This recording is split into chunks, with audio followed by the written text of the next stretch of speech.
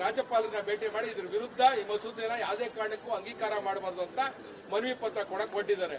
ನನ್ಗೊಂದೇ ಒಂದು ಬೇಜಾರೇನಪ್ಪ ಅಂದ್ರೆ ಪೊಲೀಸ್ ಸ್ಟೇಷನ್ಗೆ ಬೆಂಕಿ ಇಟ್ಟವರು, ಒಬ್ಬ ಶಾಸಕರ ಮನೆಗೆ ಬೆಂಕಿ ಇಟ್ಟವರು, ಅವರೆಲ್ಲ ಒಳ್ಳೆಯವರು, ಅವರೆಲ್ಲ ಪಾಪ ಪೀಸ್ ಮೇಕರ್ಸ್ ಅವರು.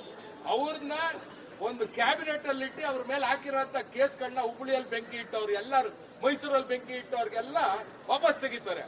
ಅದು ಪರವಾಗಿಲ್ಲ ಅವ್ರಿಗೆ, ಅವರು ಮೆಸೆಂಜರ್ ಆಫ್ ಪೀಸ್.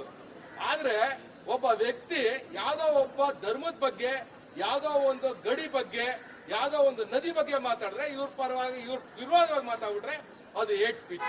ಇವ್ರದ್ದು ದ್ವಂದ್ವ ನೀತಿ. ಎಲ್ಲವರೆಗೂ ಅಲ್ಪಸಂಖ್ಯಾತರ ತುಷ್ಟೀಕರಣ ಮಾಡಕ್ ಹೊಡ್ತಾರೆ. ಇದು ಒಳ್ಳೇದಲ್ಲ, ಅವ್ರಿಗೂ ಒಳ್ಳೇದಲ್ಲ, ದೇಶಕ್ಕೂ ಒಳ್ಳೇದಲ್ಲ, ರಾಜ್ಯಕ್ಕೂ ಒಳ್ಳೇದಲ್ಲ. ನಾವು ಇದನ್ನ ಖಂಡಿಸ್ತೀವಿ, ವಿರೋಧಿಸ್ತೀವಿ. ಇದ್ರ ವಿರುದ್ಧ ಮುಂದಿನ ದಿನಗಳಲ್ಲಿ ಉಗ್ರವಾದ ಹೋರಾಟವನ್ನು ಮಾಡ್ತೀವಿ.